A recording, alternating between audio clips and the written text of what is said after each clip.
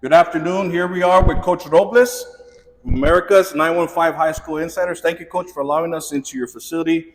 Great looking locker room you got going on here. Thank you very much, Coach. Yeah, appreciate you guys coming out here. You're welcome at America's anytime, man. It's always good to talk to you. Appreciate that. So let's start off with your coaching experience. Where have you been? Where are you coming from? What all that good stuff. Okay, so I started my coaching career started very young. I was 18 years old, fresh out of high school. I started coaching in the co-op program in East Leda School District. I've heard about that from several coaches. So okay. Yeah, it's a pretty good program to recruit coaches. Okay. I know nowadays it's hard to find coaches in any sport. They're not out there as often. And so started off in 2000 at a middle school called Ranchland Hills Middle School, feeder into the high school that I attended, Bel Air High School. Okay. So I coached there, and then also at a feeder called Hillcrest Middle School. Okay, I've heard of that. And so they're both feeders into Bel Air. My first high school job was Bel Air High School. Okay. And so I had that opportunity to go back to my alma mater and coach there. And so what year did you graduate? I hope you don't mind me No, asking you. not at all. I graduated in 2000. Okay. Graduated in 2000. So since then, since 2000, I've been coaching. When I got to Bel Air, spent 6 years there. Then I moved over to San Elizario High School with Coach Sal Aguirre, who was a longtime SISD coach as well. Spent a year there, and then from there I moved on to Montwood High School. Okay. Worked under Coach Veliz there. A lot of people say that. Yeah, he's an El Paso legend, right? Right. He's a guy that he's got a big coaching tree. So what were you coaching with Veliz? So with Coach Veliz, when I started there, I was the linebackers coach, and then towards the end, he had me do a special teams coordinator as well, along with my linebacker duties as well. Okay, nice. So that's where you learn how to ice kickers.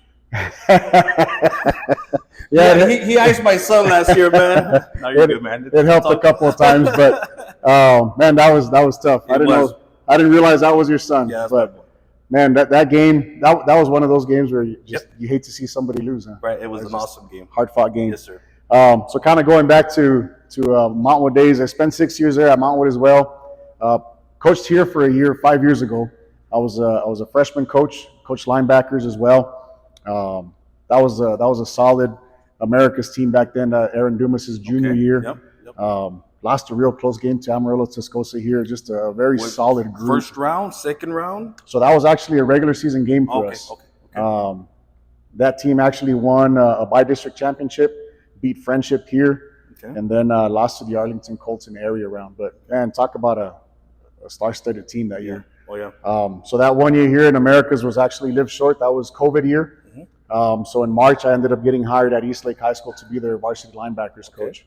I spent 3.5 years there. My last stop before getting to Americas, I served as a linebackers coach and a defensive coordinator at East Lake High School. Hinojos is one of your linebackers, right? Yes, sir. Yes, sir. Hector Hinojos. Great kid. Yep. Yeah, I can't take credit for his ability because that kid, I'm sure, was built like that since he was born. Yes, but, I've heard stories. Yes. Yeah, just a great person, great football player by all means. So spent 3.5 years there, and then made it to America's High School here. Did my first full year this past season. So you're going into your second year here at America's. What did you learn from last year you feel is gonna help you this year? Man, a lot of it is behind the scenes stuff, just kind of prepping. As a coordinator, I was always used to planning, a month, 2 months in advance, 3 months in advance, and now you're looking 6, 7, 8 months in advance. Like we know when we're having spring ball now for this coming year. I mean, it's just you got to have that foresight. So that was a lesson learned really quick.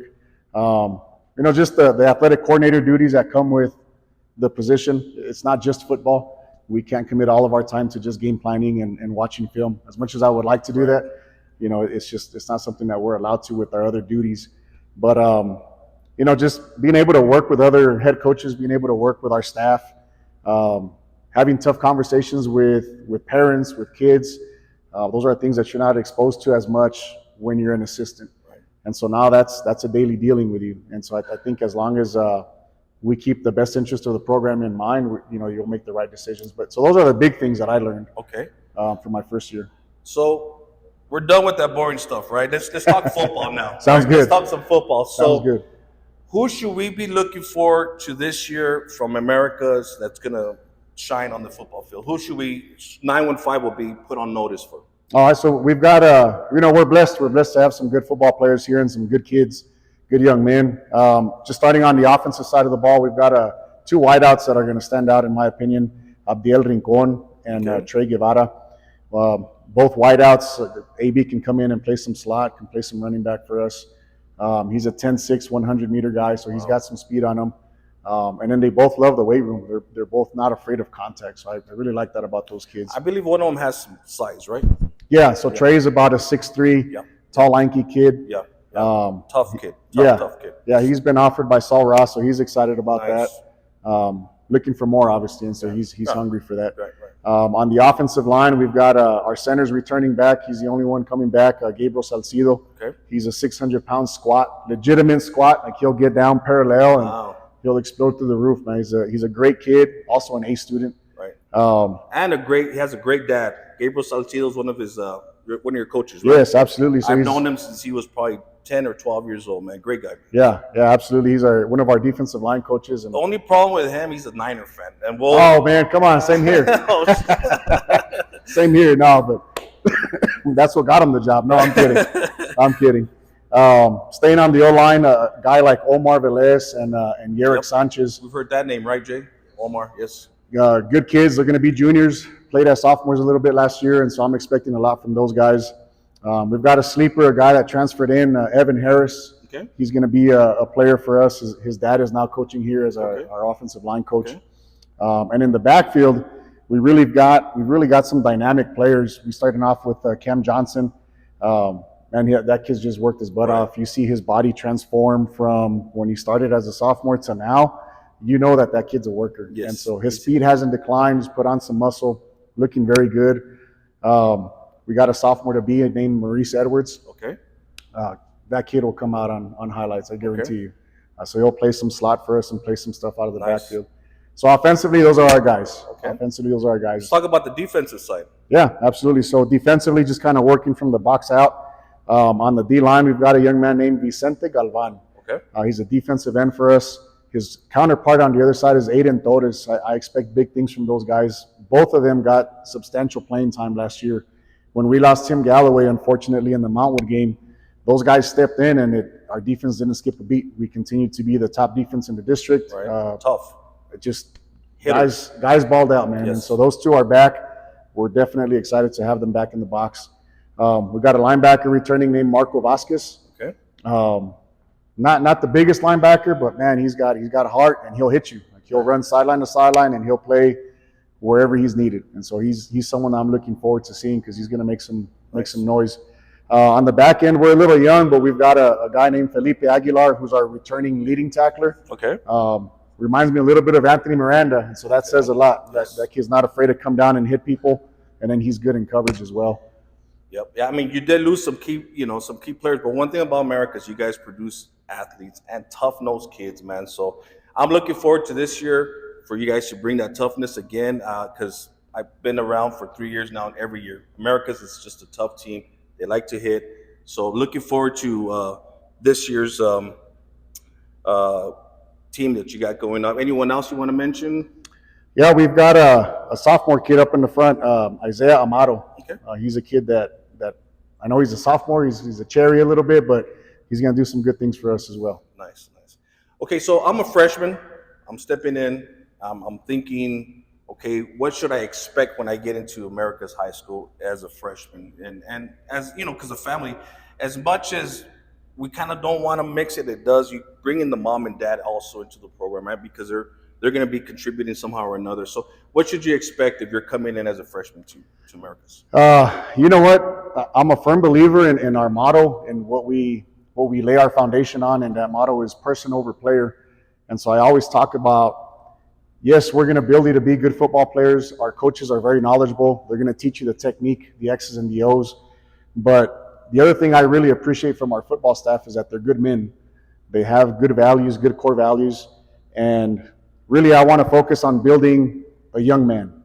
I want to build a good young man to be successful in life. Mm-hmm. Along the way, the plan is to win football games, right? The plan is to compete and go and have fun and all that good stuff. But my emphasis to our kids, just with where society's going, you see all these crazy things happening, right? Just bad decisions everywhere.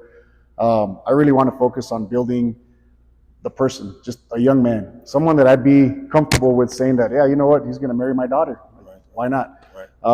So on top of that, man, everything we do for our kids. All the fundraising, you guys are going to see some new uniforms, new helmets. And they're nice. I'm not going to say anything else. I'm just telling you, they're very nice. DFW. I'll just say that. DFW. Yeah. So we're going to take care of our kids. You know, we've invested about $45,000 in our locker room. That's all for them. You know, this weight room, new TVs, just they're going to be taken care of. And on top of that, we're going to hold them accountable. We want to be an extension of their parents here at school. Right. So to me, that's big. Obviously, I want to win every game. Right. I want to win every game. But in 5 years, in 7 years, if I'm getting those phone calls and we're still talking to these kids, man, to me, that's why we do it. Nice. So you talked about winning all the games, right? So let's talk about your schedule. I personally think that week 1 matchup against Coronado is going to be probably the game of the week, in my opinion, right now, just by looking at some stuff. I feel like that game is going to put both teams on notice as far as how it ends up, because I know Coronado's coming in with a 4-game winning streak from last year. They barely missed the playoffs, and you guys, make the playoffs. And this is a new era. We could say that for Americas, because, obviously you don't have some of these players, Miranda, Moore, the other young man, the receiver, I'm not sure I can't remember his name right now, but it's a new era in America. So you need to put a statement like, we're still good. We're still going to be here. So against Coronado is a big game, in my opinion. But what other matchup are you looking forward to? Yeah, I mean, I think when you look at our schedule, non-district wise, we open up with Coronado, we host Hanks, go to Franklin, and then we host Pebble Hills. Probably mixing those two up, actually. So non-district wise, it's a very challenging non-district schedule. Right. The goal is obviously to put together a winning game plan. It's not going to be easy, I can tell you that much. I mean, all those schools there have represented El Paso football in a very good way. Right. You just talked about Coronado, and you see their kids like at local 7-on-7s, and they just look different. Mm-hmm. They don't look like the Coronado of the last 4 or 5 years. They're eating something. Yeah, they're big. They're big boys. Yes, sir. Yeah. So I like the challenge that it's going to bring our young team. Mm-hmm. I think our young guys have to go through a battle like that, so that they're ready for district, because it's not going to get any easier, in my opinion, in the district. There's a lot of talk about, well, you guys moved down, you're avoiding competition, things of that nature. Well, that's kind of, in my opinion, disrespectful to those other coaches, because I happen to think the world of Coach Martinez, Coach McWhorter, Coach Recorder, they're going to have their teams ready. Like those matchups are going to be difficult. Mm-hmm. And so I really feel like that non-district schedule is going to prep us for what's going to be a grueling district schedule. Right. So you'll be playing first, because obviously you guys are all making the playoffs. Who would you be playing in the playoffs, first round? So first round is going to be Lubbock schools. Okay, Lubbock schools. We'll be playing Lubbock schools. We'll be looking schools. forward to that, because hopefully the game's here. We can go watch you guys. But yeah, it's always good to know who your opponent's going to be in the playoffs. Knowing that you're going to make it, I would start personally looking at it as a parent, seeing who we might play. So getting ready for that. But exciting times here at Americas with moving to another district this year. It's a little different not to have Americas in 6A, I think, and Aldo not in 6A. But hey, you know what? Best of luck, Coach. We're looking forward to you guys dominating and representing Socorro District for us. So, a lunch pail leader. This is a Brent question. Brent's not here. He wants to know what player stands out, maybe not in the stats, but in the weight room, in the classroom, in the locker room, right? Because you need leaders in there, not to just be running their mouth and everyone's negative and he's negative, but somebody that's going to pick up the team. Mm-hmm. Could you name a lunch pail? You know what? If you're okay with it, I'd like to name 3. Yes, man. As many as you want, Coach. One of them we spoke about earlier, Gabriel Salcido. Okay. Our center, very soft-spoken kid, but like I mentioned, 600-pound squat. The kid will get after you. He's a guy that's rolling in the speaker into the weight room, making sure that people are bringing the juice. Mm-hmm. And then you look at his grades, and he's a straight A student. Wow. Straight A student. And an electrician. And an electrician, yeah. He's a certified electrician, and he's won several Skills USA awards. So the other 2 are right on par with Gabriel. We've got Vicente Galvan, who's our defensive end that I mentioned. Very quiet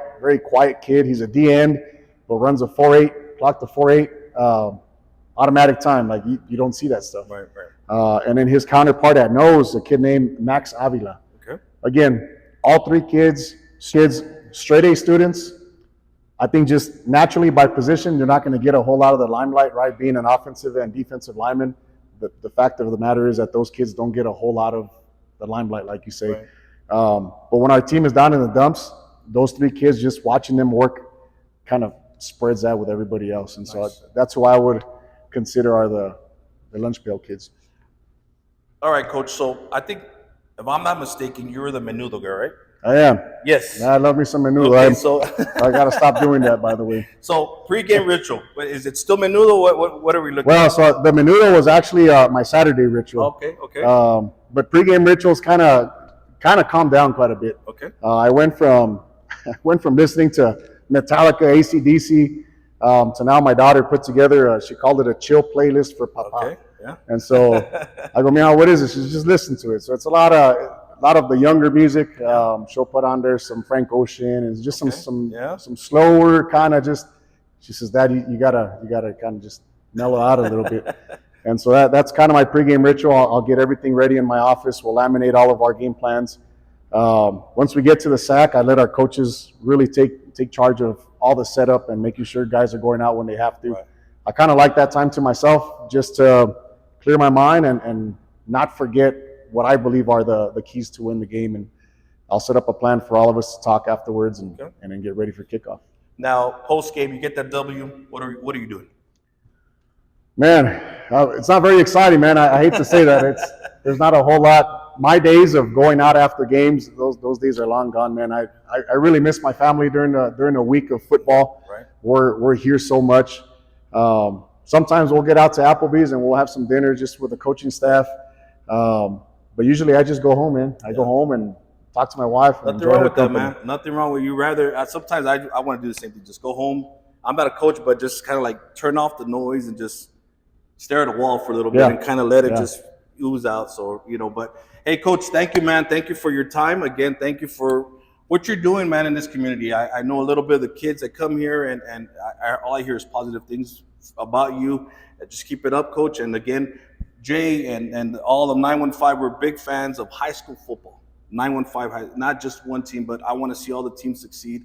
All these boys do well. So, Coach, thank you very much for your time. Appreciate you, man. And thank you. best of luck this year. And